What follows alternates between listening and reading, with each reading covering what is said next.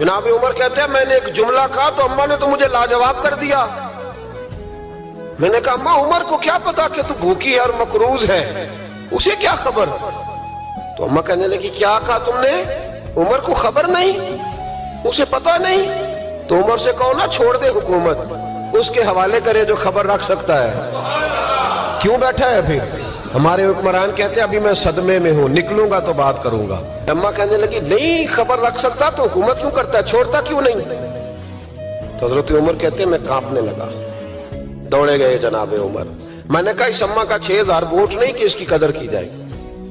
یہ اماں کوئی بہت آکسفورڈ یونیورسٹی کی ڈگری ہولڈر نہیں کہ اس کی بات مانی جائے, کہ لاوارث اور بیوہ بی بی. عمر دوڑے گئے, گھر سے اناج کا تھیلا کندھے پہ رکھا, 25 دینار بھی لیے, پکا پکایا کھانا بھی لیا. خادم کہنے لگا حضور مجھے دے دے میں اٹھا لیتا ہوں. تو حضرت عمر فرمانے لگے چل وعدہ کر قیامت کے دن بھی میرا بوجھ اٹھائے گا. کہنے لگا جی نہیں وہاں نہیں اٹھا سکتا. فرمایا پھر آج بھی نہ اٹھا, مجھے ہی اٹھانے دے, یہ میرا بوجھ ہے تو مجھے ہی.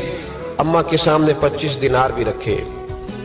پھر اماں کو حضرت فاروق اعظم نے 2 مہینے کا راشن بھی دیا, پھر پکا پکایا کھانا بھی دیا. معمولی آدمی کی بات نہیں کر رہا, 24 لاکھ مربع میل کا حکمران. حضرت عمر مدینے میں بیٹھ کے کبھی للکار دیں تو کیسر و کسرا کی ٹانگیں کانپے. جناب عمر فاروق رضی اللہ کھانا کھلا کے, اماں چارپائی پہ تھی تو عمر نیچے بیٹھ گئے. کہنے لگے اماں چل عمر کو معاف کر دے, چل چل جانے دے, کوئی عرض نہیں, بیچارے کو پتہ نہیں چلا. تو اماں کہنے لگی تو نے پھر عمر کا ذکر چھیڑ دیا. بیٹے میرے گھاؤ بڑے گہرے ہیں, میرے زخم بڑے سخت ہیں, کلیجہ پھٹے تو تجھے دکھاؤں کتنی تکلیف میں ہوں. میں تو پکا ہوا پھال ہوں, کسی وقت بھی دنیا سے چلی جاؤں گی. میں نے عمر کو معاف نہیں کرنا.